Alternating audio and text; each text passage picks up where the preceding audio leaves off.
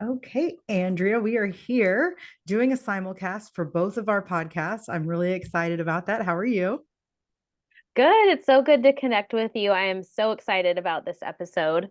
Yeah, I know this topic is one that is personally maybe a little difficult for us. Maybe it feels a little vulnerable to be discussing this topic because it is so personal to both of us. But I think it's going to be really helpful because this is just real life application of something that is difficult for so many people. Absolutely. I fully agree with you on that. And it does feel vulnerable. But I at the same time I feel like, gosh, I know we had texted about this, but how much I would have loved to have been inside a room like we are right now, having a conversation with somebody about this like 9 months ago. And so Mhm. I think we're doing this for ourselves, but we're doing it for all of the listeners too that may be experiencing some of what we're going to be talking about today. So to me, it's worth it. It's worth it to share. It's worth it to go there. And I think you probably feel the same way, but yeah. Yeah. Yeah, no, absolutely. And I want to share a little bit of a disclaimer before we get started. We are not diagnosing, we are not attempting to diagnose anybody or attempting to cure or treat or any of those things. We are just Yes. sharing simply what PTSD is or CPTSD, how it has shown up for us, the symptoms have shown up for us in our lives, and just some tools and support that have been useful for us that possibly could work for other people. Both of us do work as health professionals and we do coach people through various things. Andrea as a nurse, functional health practitioner, and I've studied functional medicine as a health coach. And so we love looking at life's practical lifestyle tools for difficult cases, but by no means are we diagnosing anybody with anything. Absolutely. Yes. So I think that's Thank you. I important. appreciate that. Yeah, Yeah. definitely. So, on the topic of PTSD, okay, so we hear the word trauma thrown around a lot, and PTSD stands for post traumatic stress disorder. CPTSD stands for complex post traumatic stress disorder. PTSD is caused by a single traumatic event. Complex PTSD is caused by ongoing trauma that lasts for months or years. And I want to make sure that everybody understands that not everyone who experiences a traumatic event is going to even have symptoms of PTSD or CPTSD. Right. Trauma impacts everybody differently. It impacts each nervous system differently. But some of the symptoms, I want to just run through some of the symptoms and then we can just talk practically about how it's shown up for us for the rest of the time. But symptoms include intrusive thoughts or flashbacks, feelings of low self worth, feelings of hypervigilance, anxiety, depression, mood swings, panic attacks, feeling easily startled or frightened, zoning out or losing chunks of time. We call this dissociation, guilt or shame, irritability, outbursts, trouble concentrating, trouble feeling emotions, and feeling numb. So that is just a basic, if you Google PTSD symptoms, that's a basic overview. That covers a lot of things. And I do believe a lot of people are diagnosed with anxiety, ADHD, panic disorders, depression, when truly it could be trauma and nervous system dysregulation. What are your thoughts? Oh, I fully agree. And the more that I learn about my own nervous system, but also the more I learn about really how complex PTSD just infiltrates everything and does impact every brain and nervous system a little bit differently, the more I think that, gosh, some of these, not some, probably a lot, probably actually a really large number of people are being misdiagnosed. Simply because there isn't a better system for diagnosing them and catching it early. And really having practitioners be like forward thinking about, Mm. what is the whole picture of this person's life? Yes, anxiety makes sense, but are we asking the deeper questions of how is this manifesting in your body? How is this manifesting in your day-to-day life? And I know that we'll share kind of our individual experiences with that, but I actually had two kind of situations in my life that brought up complex PTSD, and they manifested completely differently, which is why I didn't catch it the second time. And so I Mm. think even having a lot of experience, I would say, working through trauma for myself, I didn't even catch it for myself. And so the more that I've learned about it, the more I'm realizing, gosh, there really are quite a few, like you said, diagnoses that really probably do fall under that umbrella that we're just not treating appropriately. Yeah. Yeah, and I think that that's where it can be so to use your word, I think use tricky because Yep. we don't know. Well, even when we're looking at root causes, which both of us love to look at root causes, but if we're Yep. looking at the root of anxiety, how much anxiety has been caused just by childhood wounds or middle school, or what I found out for me, what was triggered for me. And so I'll kind of get into my side of things. This last year, about 15, 16 months ago, I did I went through, I guess you could call it maybe a somatic therapy. I interviewed somebody that does emotion code on the podcast. And so Hmm. I experienced emotion code for myself. And I had no clue all of the things that my body was storing because I had a pattern of dissociation, of disconnecting my Okay. brain from my body. And so when I Mhm. did emotion code, all of a sudden, it's like my body told my brain, hey, this stuff happened. And instead of it being an emotional release, which was what was the intent, instead, I experienced nightmares, Mm. flashbacks, extreme mood dysregulation. It caused a lot of problems in my marriage because I had to discuss some things with my husband that my body was not allowing my brain to remember for a To very long remember. time. Yeah, Yeah. because the body is that powerful. And that's what I mean. It is so protective. And so I have a greater appreciation of how our body stores things and how our body protects us and how God designed it that way for us to survive. But it was an explosion that I would say probably put me through about 6 months, 6 to 8 months of severe symptoms. And I did Mm. all of the things, which we can talk about, to Yeah. help to bring my body back to safety and calming. And I'm not saying, and I want to make sure, I'm not saying nobody should ever do emotion code. It worked very, very well for one of my children. I had two of my Mm. kids do it actually, and it was great. I think for some people, depending on the level of trauma and depending Right. on how dissociative they were or Yeah. are, it could be Right. harmful. And for me, I had no clue. I had no clue that I Right. was that fragmented in my Hmm. mind, body, and probably even soul to some level.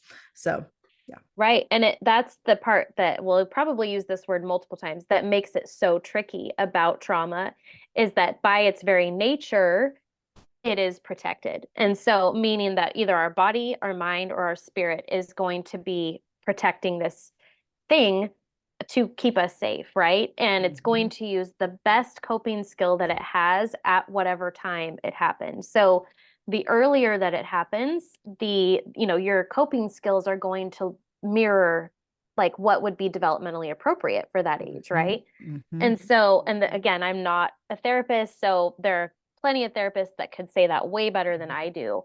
But that's also the piece about it that makes it so frightening is that when it happens, it feels like what is happening to me because I had complete control over myself yesterday, and now like everything's kind of falling apart, right? And so for me, it was long COVID that triggered anemia, that triggered some high cortisol, panic attacks. And that, even though it was very physiological, that was tied to this cortisol dysregulation in my body, that sensation actually popped me right back to like, I think it was really interesting because we were talking about this and it was almost the same time frame, like frame of our lives that we were like, gosh, we've just been like kicked off a horse back into Mhm. this period of our lives that was, I thought I'd fully processed. I fully Mhm. like thought I've dealt with this. Mhm.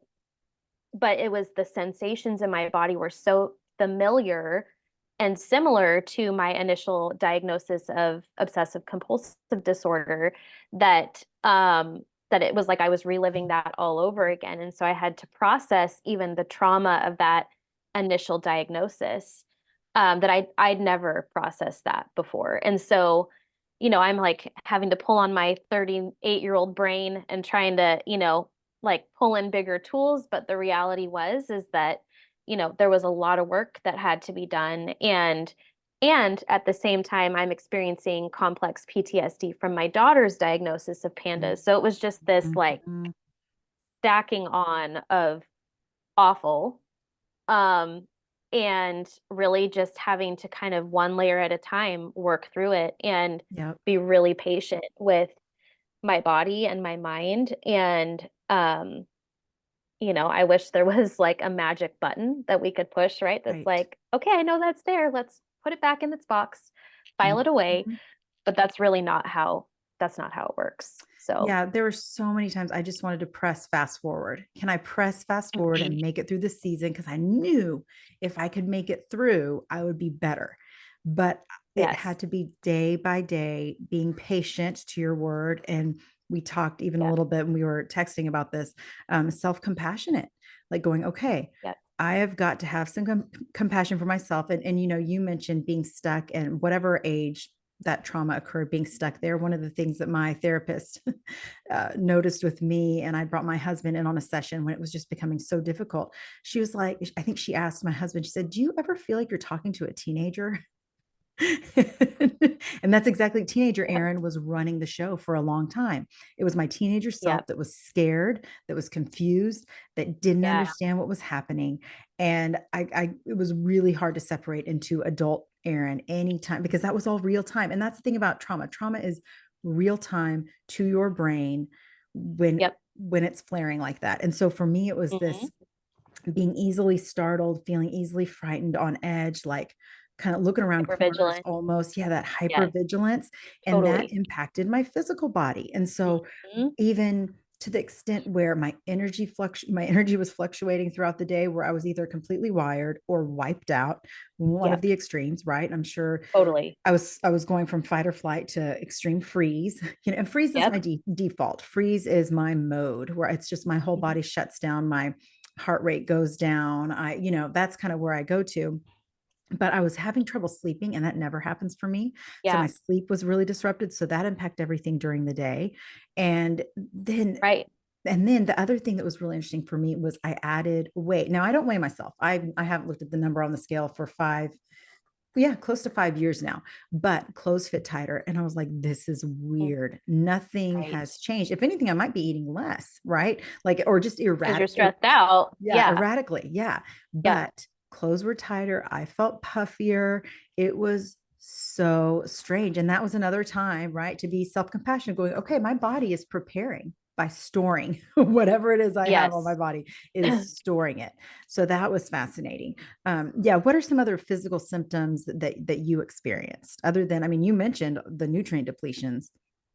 Oh, 100%. Yeah. I was nauseous, and part of Oh, that was the yes. anemia. I Gut got disruptions. severe Hmm. nausea with Hmm. that, which only made the cortisol worse because I didn't have a desire to eat.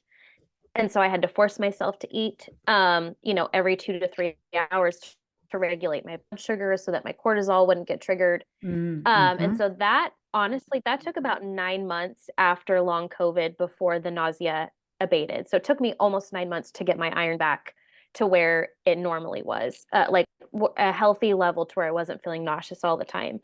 But for me, it would be nausea. At times, I would just feel really, really shaky in my limbs, like just this shaky kind of Yes. shaking feeling, which, ugh, Hmm. I hate hate it. that I hate it. I feeling. hate it. Hate it. Yeah. But for me, what actually clued me in, um, and I wish that I had clued in sooner, but for some reason I didn't, was that I was actually having flashbacks. And the first time I had kind of an awareness that I had CPTSD, I didn't have I didn't have any visual flashbacks at all. It was just really sensations in my body Mm. and like a general sense of anxiety and hypervigilance. Um, this time, though, I was having actual flashbacks of both my initial diagnosis and a lot of what we'd walked our daughter through with her pandas. So I'm I'm having a hard time distinguishing. I'm very much present in reality. I didn't feel like I personally did not experience dissociation for me personally. I know that that's very common though with CPTSD. So for me, it didn't manifest that way. But it was more like I'm I can tell that I'm here right now and I'm looking at my child, but I am experiencing like full body, all of the sensations. of, let's say, when she would get a cough, and I would experience all of the flares that all the neurological flares that she would have Mm, when she would get sick. And I'm feeling all of the stress in my body. I'm feeling that nausea. I'm feeling that I'm not hungry. I'm feeling like heart palpitations. My heart's racing. That like almost like your feet could drop out from underneath you at any time kind of feeling. Rumination. So like ruminating anxiety where it would just loop, yes. loop, loop, loop, loop. Hmm. And the frustrating part about this is that my physiology was out of whack because of long COVID and because of iron. So I knew that my brain and my nervous system by default was not in its best place to handle the PTSD, whatever, like that was happening. And that was really, really frustrating to me to feel like uh I'm trying my person, I am trying to push through this to the very best of my ability, and my body is like not letting me do that. And it felt so limiting and so frustrating to me to feel like there's all of this stuff happening that I can't control. I have the fortitude in my soul, in my person. Like you said, I know that I'm going to get through this because we kind of walked through similar things before, right? We've walked through Mhm. different diagnoses before. We know how to get through this, and yet there's all of these, it just feels like limitations put on you or that are there that it feels like maybe I won't this time, is kind of, So for true. me, there was definitely that fear in the back. Maybe I won't this time. Like maybe this is just the Yeah. time that I'm not going to be okay. And I think that was terrifying enough that it kept me moving forward and like fighting with everything in me to keep, you know, to move towards that place. But I know for me, because my physiology was out of whack, it definitely added to the frustration of the process. And I think it amplified a lot of what I was experiencing. Yeah. Yeah. So both of us had very real physiological reactions in our body and Yeah. felt it in our body and how about it. And Mhm. I forgot to mention the gut issues. My gut tells so many stories and it told a lot of stories this Yeah, last right. year. And I even That's a good did, way to put it. yeah, I did a GI effects test. Oh, this is a few months ago. And it was really helpful to see that there's definitely some lingering dysbiosis. And there, I mean, there probably Mhm. always has been for me. And to some extent, that's Yeah, that is just gut inflammation is going to be something it's an ongoing struggle for me, and that's right. okay. But this made that worse hormonally, right? We could talk about the impact of Yes. hormones. I'm Yep. 100% perimenopausal right now, and so Mhm. it definitely made an Yep. impact on my menstrual cycle. But mentally, the anxiety, I am not a person that struggles with, I've never considered myself a person that struggles with extreme anxiety. And Yeah. the rumination that you're talking about, that drove Yep. me nuts. I had that. Yep. And one of the things that really helped for me, we've kind of talked about this, and maybe we can get into this in the second part of some Mhm. of the solutions, but tryptophan, taking a chewable tryptophan was Yes. really helpful for me for those ruminating thoughts when it would hit me. And sometimes even in the middle of the night when the Totally. thought loops would happen, I would either take tryptophan chewable, the Lidkey Yes. brand is what I like, or GabaCalm, Source Naturals GabaCalm. Both of those things Yep. I would alternate. Even still, sometimes now, if I wake up, because my cortisol, I can tell, has fluctuated so much through this, my middle of the Yep. night cortisol will spike. And I wake up and it's Yep. like, whoa, where's the fire I need to put out? And so Yeah. those things have Right. really come in handy because my Yep. brain and my body interact so extreme. And I will say, knock on wood, I've always been a person, no matter what I'm going through, I wake up in the morning with great energy, but Yeah. it drops so quickly. And I know that Yeah. fluctuates throughout the day. And so trying to get that, like you said, the blood sugar aspect has been really big. Let's talk about the spiritual impact, because Mhm. that's not always discussed. We often talk about, Yes.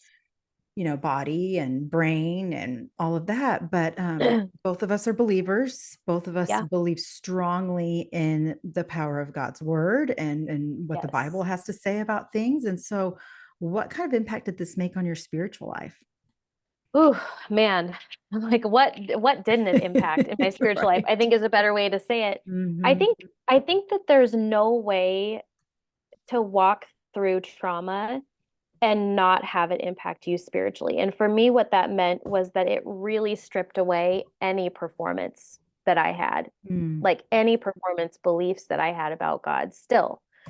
And I like to think that I don't, but I definitely realize like I can't perform for him. Like I Mhm. can't do the things I would normally do to work my way through this. And I think it was really, really hard for me to accept that I couldn't pray this away. And what I mean by that is, and I'm trying to like find the phrasing that makes sense because even to say that how I would phrase it would be like, to say that God allowed me to walk through it instead of miraculously delivering me from that, right? And when I say allow, I don't mean that God pushed a yes button and said, "Hey, Andrea, I want you to be traumatized and tormented and, by all of these experiences." That's not what I mean. But what I mean by that is when our faith, we know he could easily, right? He could easily just say snap of his fingers and it's done. And I've seen that happen with people and I've Mhm. experienced things like that in my own walk with the Lord to know that he can. And so for me to have to walk through it was very painful and in my walk with the Lord. And so I had to really tap into what do I know about God's kindness? What do I know about his compassion? What do I know he thinks about the brokenhearted and those who are crushed in spirit and those who are broken beyond repair? What do I know that I know that I know?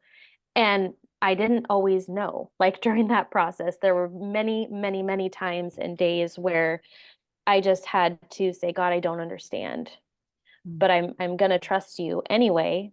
And I'm mad and I'm all these feelings, and I'm not gonna deny that emotional experience that I'm having. But I think to say that it doesn't impact our spirit man or our spiritual walk with the Lord is denying that that is an equal part of us, right? So for me, absolutely. And I think there are still parts of that piece of the story that I'm walking out even now. Mhm. But I think what it brings me to is really a deeper understanding that really just how kind he is. And at the end of the day, I can still say that he is kind and that he is good, even though I'm walking this out. And I think the trauma aspect of this has forced me to like grab hold of that, if that makes sense, in a deeper way, because I have nothing else, right? At the end of the day, it's you either show up or you don't, God. Like, and you're gonna Mm. have to get me through Mhm. it. So that's for me. I don't know if that answered the question, but Yeah. for me, that is definitely how that impacted me, and I'd love to hear for you as well. Yeah. Yeah. It's interesting because I've always, I mean, since I was a little girl, I would say that I have a pretty strong faith when it comes to I know God is there. I know He's good. I know He's a good father. I trust Him. And even with all of the poop I went through for, Yeah, right. time and time again, Yes. He has brought good things from that. And no hurt has Yep. ever been wasted. All of the pain Yep. came with a purpose, all those cliched things that we say. It's true. It is Yeah. absolutely Hmm. true. He has not wasted a Yep. hurt in my life. And I think this was the first time that I experienced such a deep, um, crushing shame and Yes. grief does that. Grief and trauma, Hmm. with trauma comes grief. When you go Yep. through traumatic experiences, you need to grieve them properly. When we don't grieve them, we stuff them. I didn't grieve a lot Right. of things. Yeah. And so I Right. had grief for things that were very deeply buried. And that grief comes in the form of, I should have done this differently, or I wish this could have happened, or Mm, that should have happened that yeah. way, or I shouldn't have gone to that place, or I shouldn't have done that. And I vilify myself, and I don't know what that is. Maybe it's because I'm a firstborn, maybe because I'm a preacher's kid, I'm an overachiever, Enneagram 3. I don't know, but I take the Right. blame for things that I shouldn't take the blame for, and I've done that for a long time. And I'm part of that might be because I don't want to be helpless, and that's something we've encountered Absolutely. in my many therapy sessions since then. Yeah. I hate I'm feeling helpless, familiar. so I would rather take on the blame for these hurts than ever feel helpless, like I was the victim, like I was out of control, Mm, because I hate that feeling. yeah. So there Hmm. went my shame. And at one point, I was going down a shame spiral. And I remember hearing in my head, do you really think that you are too good for God's grace? Like, Mm, really? You really think that you're better than any kind of grace that God has to offer you? And in yeah. that moment, I did. I thought I am beyond. I think so highly of myself in a Yes. twisted way that I'm beyond God's In grace. the inverted, yeah. Yeah, yeah, The totally. inverted way, right? Yes. Yeah. And Hmm. that was really, really tricky for me. That was, there's that word again. This is the most overly used word of the episode is tricky. But I mean, Right? it was such a conundrum for me in those moments of shame to go, there was such a wall between, I think sometimes, and this might be true for a lot of people who are listening, our relationships with God, they look very differently. Sometimes there is, an open door, right? It's an open Yeah. door relationship. Sometimes it's a screen Right. door. There's a little bit of a barrier there. Hmm. This was a time in my life where I felt like there was a brick wall and I Well, could yeah. not break through. And that Yeah. was terrifying to me. And it took a Mm. lot of time. And I did. I poured over the Psalms. I was trying to read Bible in a year. I was like, okay, I'm in Leviticus and this is not working for me. Yeah. Like I stopped at Or Leviticus. Lamentations, yeah.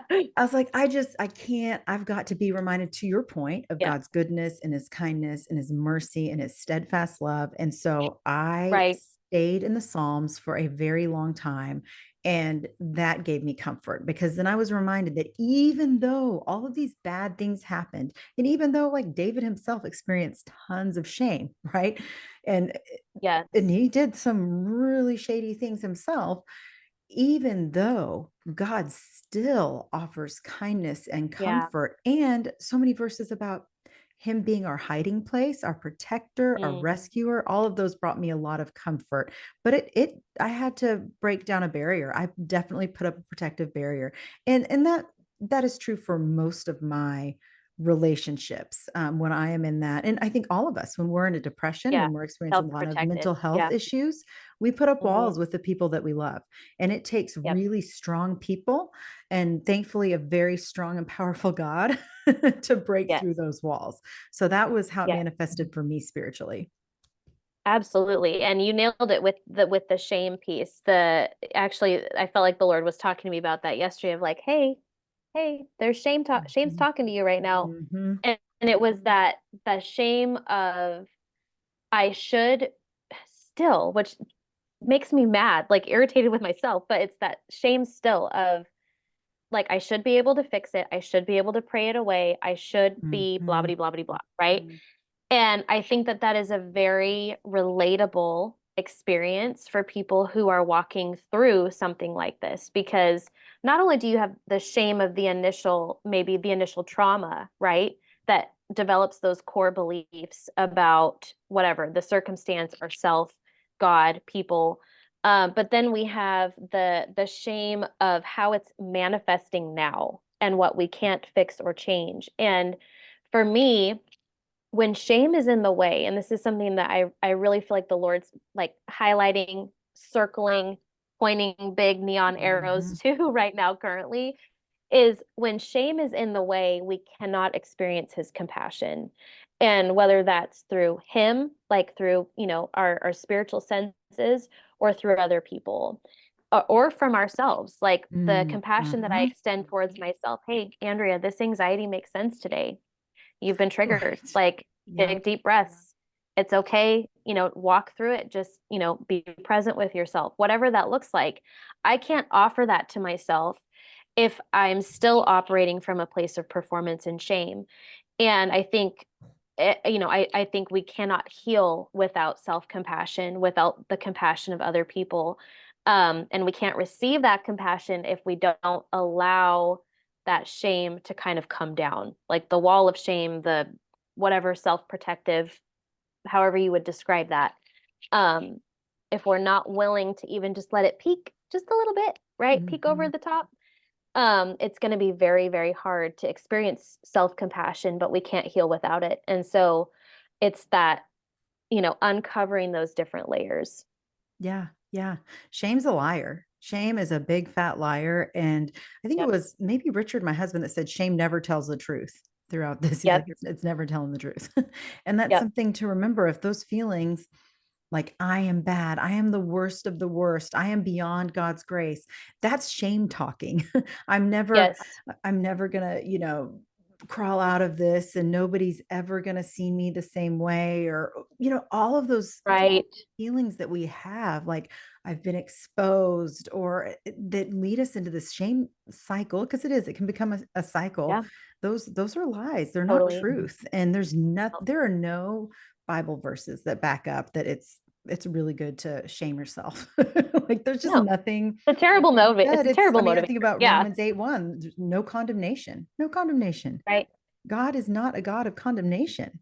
And Right. so, not for those who are in him, right? So the Right. other thing that really impacted me, this, I don't remember what it was that I was reading, but reminded of the time it was the Garden of Gethsemane when Jesus was bleeding.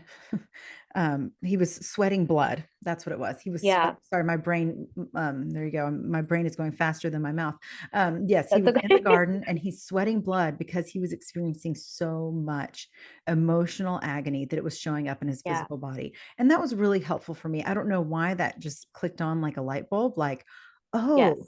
he went through such extreme emotional pain. It showed up in his physical Right. body, just like how our Mhm. trauma symptoms show Yes. up in our physical bodies. And that was really helpful for me to go, okay, I do have an advocate in him. And it's not just Yes. something that it only has happened to me. And that's the other thing, I think that trauma makes us believe that it's just us, that we're all alone, Yeah. that nobody else goes through Mhm. these things, that nobody else feels crazy, that nobody else feels Yeah. trapped in their own mind. I felt like Yes. was literally locked up in a prison of my mind and I could not get out. And Right. going through the motions and doing the things that I was supposed to do, but feeling so trapped. So let's talk about kind of some healing tools that were helpful for us. I'd love to hear. Yes. I know you have we've both kind of gone different directions. So I want to know where you Yeah. Well, I think it's you do whatever, like, I mean, I think we both have been in that place of like, we're just throwing spaghetti at the went. wall and hoping something sticks, Hmm. And for me, EMDR, excuse me, was extremely helpful. But I noticed that my results didn't stick quite as well as Mm-hmm. I would have hoped that they would. And I mainly that was because there was some physiologic things that were going on. So the low iron. Hmm. So for me, absolutely, if you are experiencing this, it is never a bad idea to get your hormones tested, your Yep. thyroid, a basic metabolic panel, iron levels, which is including ferritin, so not just Yep. iron, but ferritin, vitamin D, like all of that would not be overkill. That would be like at a bare minimum, check these things. For me, I also had a gut infection that I didn't know was there. And so we both had a similar kind of like, oh, that makes sense. I have no Hmm. neurotransmitters in my gut. Cool. Hmm. That's not helping. So I knew that there were physiologic things, and I would remind myself of that often, like, hey, this isn't Andrea. This is my body just giving me all of these clues of how to best help it. And so that did help me to kind of offer myself a lot of grace. Like, this isn't me, the person. This is my body telling me, hey, girlfriend, like, there's some things we really need to address Yeah. here. So for me, I also did a GI map. And that was extremely helpful. EMDR, because there were some very specific memories that I knew needed to be kind of addressed in a very targeted way. And then kind of the final piece for me after, and working on blood sugar regulation through dietary changes and all of that stuff. The final piece for me was actually neurofeedback. And Mm.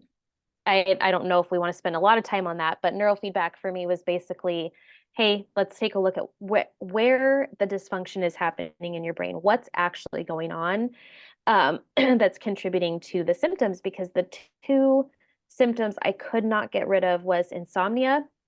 I was still waking up at like 3 to 4 every single morning. Mhm. Sometimes I would have racing thoughts. Sometimes I would just be awake and I couldn't go back to sleep. And the rumination. So like the cycling thoughts, and I'm just like driving myself crazy. I'm trying to pray these Mm. away and they're not going anywhere. So like, what is going on? And so neurofeedback for me, they were actually, without me saying, they were able to say like, hey, did you have COVID by chance? Do you have anemia by chance? Like we can see Wow. all of that in your brain. And I was like, Cool. So that those were some modalities for me that were extremely helpful. Yeah. I love that about the neurofeedback. That is one thing that I have not yet done. I mean, it is on the list of all the things I'd like to try Right. because it would be so interesting to see the map of the brain and what's actually going on. What I like about what you said, and this is something that we talk about in the functional medicine world and even in the therapy world too, is that a lot of times when it comes to mental health, we take a top down approach, right? Like we just Yes. deal with the brain, Yep. but you need both. And Right. so we do need a bottom up approach as well, as far as like looking at, to your point, like the gut and looking at nutrients. And Mhm. I know for me, Yes. just historically speaking, I have not had great nutrient absorption. I have low stomach acid, probably because of Hmm. trauma, right? There are a lot of things going on there. And Right. and and and there's a family history of all sorts of gut issues. That's just in the blood, Right. right? Some people have thyroid issues in their family. Some people have the heart stuff. We've got the gut stuff. It's great. So so Right. you know, so Yeah. there's a lot of different factors there that I already had going on for me. So I think when you're going through like an acute and this could be chronic stress too, chronic trauma, chronic stress, or I think for a lot of people, I know a Yeah. lot of people right now who listen to the show or friends of mine, people who are going through a chronic sickness of a loved one or recent Yes. death or grief, and all of that can Right. manifest in the body very similarly to what we're talking about with trauma. And so it can deplete nutrients. It can deplete, especially minerals. 100%. Those mineral depletions hit fast. And if you're already Yep. somebody that you're not absorbing well, because the body in stress won't Right. digest, then that can create problems. So Exactly. that bottom up approach, top down. So for me, some of the things that I did, like I already kind of mentioned GABA calm and tryptophan. And I follow, if anybody Yes. is familiar with Trudy Scott, I don't know, Andrea, if you've read any of her stuff or follow her on Facebook, she's one of my favorites for looking at different ways Yeah. to support those mood symptoms. And so I look at a lot of her tips for that. She's amazing. Awesome. So Anti-Anxiety Food Solution is her book. And then her website has tons of resources for how to use amino acids like Awesome. tryptophan, GABA, L-theanine. L-theanine doesn't work as well for me. I've done some with adaptogens, not that much. I did take a product for my sleep called Sleep Time. It has a little bit of Mm, melatonin because melatonin is a powerful brain antioxidant. So I love it for that reason. It mhm. also had Yeah. L-theanine, 5-HTP, oh boy, Nice. GABA, and the pyridoxal 5 phosphate form of B6. Oh, the I yeah, think P5P. Yeah. I think glycine and taurine. So all of these things are very Nice. calming to the brain, Yes. supportive of calming neurotransmitter function. And so that I relied on that to help me sleep for a long time. And it was great.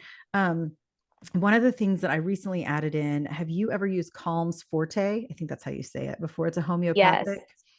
That has Yes. been a That game stuff is changer. amazing. Yeah. Yeah, that stuff is amazing. Yes. So that's kind of my top down, is just changing up my supplements a little bit. I added a lot of immune support because my gut brain immune connection is strong. And so I'm consistently taking Yes. quercetin, Yes. N-acetylcysteine, things like that. Um, and then yoga has been my go-to, restorative yoga, calming. I do yoga Yes. at Living Well, which is where I work, and all of the therapists there are really into just a therapeutic, trauma-informed approach to yoga. And so I Amazing. needed to That's so move. cool. I needed my body to soothe my mind, and that was a way to do that. Tapping Yes. was helpful for me as well. I did do EMDR. Yes. I went to therapy a lot. I say a lot, once a month regularly. I did a couple rounds of EMDR. That was helpful. It was exhausting, but it was Yeah. helpful. But really Which it going, is. Yeah. yeah, yeah, going to bed earlier. I was consistent with my working out because I've got to move my body. And by working out, I'm talking about even just things like yoga, slowing down Yeah. the body. But my body Yes. must move through. Everything gets trapped. I've got to move things through. And then going to bed Absolutely. earlier. My husband and I, we both started going to bed sometimes even 8:30, Oh, that 8:30, nine sounds so o'clock. nice. Yeah. Yeah, right. As soon as the kids were in bed, it's like, okay, time to go to bed. So Yeah. that was really helpful. Yep. So I was getting a good 10 hours of rest time consistently. Wow. And that seems to have been really, so I'm just trying to think outside of, like there's so Yeah. many different approaches people can take, but sometimes laying off the alcohol, that's important, people. I think Yes. that's one that a lot of times people will turn to things like wine Yep. or cocktails or, it's wine Hmm. o'clock or whatever, but gosh, Right. that can make the brain so much foggier It and it's can. depressant. And so that was really Yep. helpful. Until the holiday season, I was laying off of the sugar and processed carbs, but then, holidays, I those know. those hit hard. And I will say I've been just very careful just because of that hypervigilance. I just Yep. have wanted to go, I don't want anything that's going to disrupt my mood. So those are kind of some, I Yes. hope that made sense. Those are some of the things No, that I did. it's really good. And I'm hoping that the listeners will hear as you're talking that what it sounds like we're just throwing all these things out Mm, here, but it's really to show you that there are so many different yep. ways that you can find resources for yourself. And I think having been through, different like periods of time where I was, doing a lot of therapy, I was on like a 3 to 4 year break because, I was using all of my skills and my tools were working for me, right? Until they don't work for you, and then you have to find different tools, right? And so Mhm. for me, it, even though it's hard for me to look back on that season and be like, wow, I can't find a lot that I'm grateful for in terms of like, I'm not at that point where I'm like, thank you, God, for allowing that to happen. I'm not quite Right. there yet. Right. Um, I am grateful in that it did allow me to peel back some pretty big layers to my own health journey. Mhm. Like the fact that I didn't know that I still had a susceptibility to neuroimmune issues. I didn't know that until I got COVID.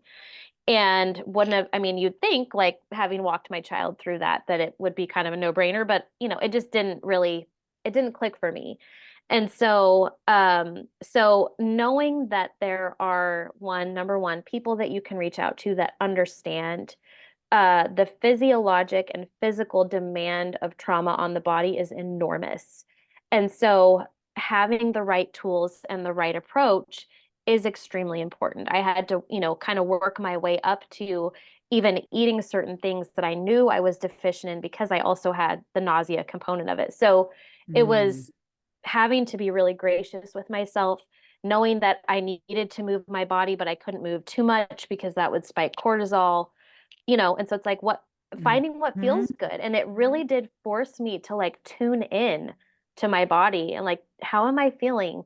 It also exposed all of the areas that I was overdoing it, that I was not aware of because I've lived in that state my whole life, like my Mhm. whole life. And it's part of what's made us successful in business. It's part of what's made us successful in my nursing career to where I could even function in that kind of crazy, insanely stressful environment. But Mhm. it's not useful for me now. And Right. so having to let go of that was so much harder for me than I wish that it was. But it was that defense mechanism that we talked about that we Yep. don't always know is there. It's protecting either a way that we view ourselves or a way that we want to be perceived by others. And so I do see those different gifts in there, but it was a little bit like putting pieces to the puzzle together. So, Mm, I figured out the iron deficiency, started working through that, figured out the gut stuff, started working through that, still working through that, probably will be for a long time. Um, mm. Added the trauma piece, but knew that my brain is only going to function as well as my body. So Yeah. if there are things going on in our body, we have to address that too, like you said, from the bottom up Yeah, approach. and it has to be all of it. You can't just, I really don't think that if you're struggling, if you're listening to this and you're going, "Oh, well, every year on December 4th, I feel the same way that I felt on December 4th in 2004 or whatever, like because we do, our body Yes. will remember, body keeps Hmm. the score. And so if you're feeling that and you're sensing that and you know that it's causing disruptions in your life, just going to talk therapy is not probably not, it might help for a Not little going to while, cut it. but it's really Mhm. probably not going to cut it. There are so many other things to look at. So Yep. yes, run some labs, get some lab work done, find out where the Mhm. deficiencies are in your physical body, go to a trauma therapist where you can do something Yep. like EMDR. There are all sorts of new, I'm hearing more and more about some other trauma therapies that are out there. There's a Right. lot out there. Or go to neurofeedback, right? And then hit that Mhm. brain on the brain level some more. And then also don't stop reading your Bible. Because that's Yes. a really, because we'll do that. Sometimes we'll do that, like, well, this is a physical health issue. This isn't a spiritual issue. So I'm going to work on my physical health and I'll forget Yes. about, but it's all connected because Yes. that spiritual, that's our prime, as I always say, it's our primary nutrition. We have to Yep. have that primary nourishment spiritually, because every cell in your body is picking up on whatever Yep. you are feeding yourself, whether it's food, mental Absolutely. food, your movement. And I'm so glad Yep. you touched on something really important. I want to make sure people hear that. Working out more isn't going to solve it either. So I mentioned, like, No. movement is so crucial for me, but movement could be a light walk around my neighborhood. Yes. Yeah. Like And for getting me, that that's all it bilateral was. movement. Yes, exactly. I'm not Exactly. talking about It's doing all I could do. exercises. Yes. So I want to make sure No, people please hear don't. that. Please do not. Because if If you you're, are having Mhm. panic attacks and anxiety hit is not Yeah. as the probably Oh, the worst thing you could do. yeah. So And the just don't do it. people, if you're one of those people that says, well, but I have to get my 1 hour run in. What that tells me is that you're so depleted, you're looking for an artificial Yeah. source to boost you. So go get your labs Yeah, done. Go endorphins. find a good Yes. therapist. Go see one of us, Yeah. whatever. Yeah. um, Yeah. You know yeah. where to find us. Yeah. And you kind of already touched on this, but I'd love to know, because we're about out of time.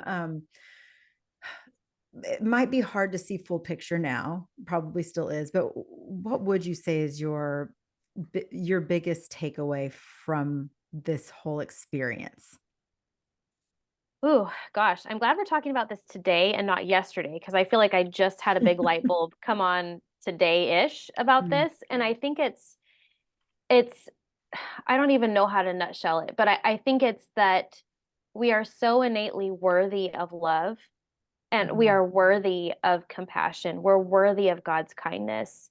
And I think that trauma makes us believe that we're not because of that shame, because we feel mhm, even incapable in our own bodies of like self-regulating or balancing emotions or getting through a hard moment or whatever.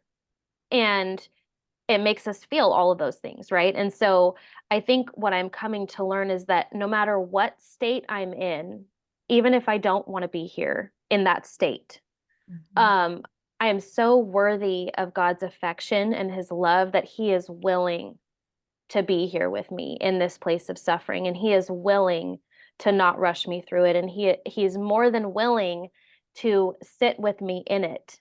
He's able to deliver me from it, which means that if he's not going to deliver me instantaneously, he's going to deliver me through it by being present with me. mm, And I think that that has had to become and has become my anchor. Even though I can't see the full picture, I don't know mm, what I mean, I hope that, and I'm sure it'll probably be in book two where I talk like about this in more big picture. mhm, But for now, that's had to be enough for me. And it has become enough for me to know that my worth, stripped of all of those things, it can never be taken. And I think, that's it, in that sense, it's worth it to go through that. I'm like hesitating saying that because like it doesn't really feel worth it. But you know what I'm saying? Like it feels like there's something good that can come out of it. That's maybe how I would say that. yeah, yeah, yeah, I agree. My takeaway is similar. I mean, one takeaway is that I had no idea how much I compartmentalized. I had no Yeah. idea how much, for protection. And I think that would be my biggest takeaway, is that it's okay, like, to if I Yeah. dug through the layers, and if I really peeled back and took a look at my teenager self, my wounded self, Yeah. all of those parts of me. I'm reading a book about internal family systems and parts right now, and Hmm. just think that it's all it's all okay.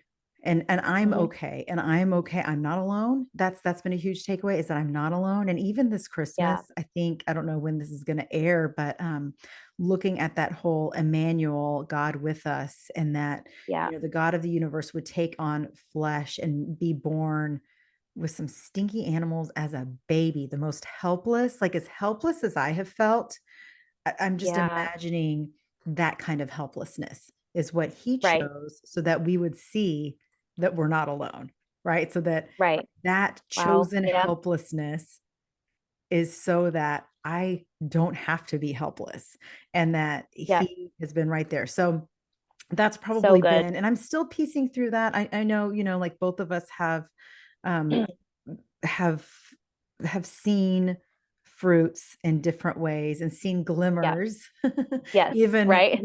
among the triggers, we have seen plenty of glimmers, and I know that we will continue. And so I really hope that this is helpful for people who are listening, who maybe don't know what trauma is, or don't know what the spiritual impact is, or the physical impact. Or just remember, it Right. is all connected. There are so many things that you can do. There are so many resources and tools available. We are not licensed therapists. We are not licensed Right. to diagnose you with anything, but we have experienced a wide range of symptoms, mentally, physically, spiritually, through the impact of trauma. And so we're sharing our experience in Right. order so that you listeners do not feel alone as well. So you can So good. continue following us, me on Instagram at Sparking Wholeness. And Andrea, you want to give your Instagram handles and social media, all that? Y- Yeah. You can follow me on Instagram at Abundant Wellness with Andrea. That's probably the best place to find me. Okay, yeah. So I think this has been really helpful, and this, wherever you are listening to this, I hope this has been helpful for you. And reach out if you have any questions. Thanks, Andrea, for this conversation. Thank you, Erin.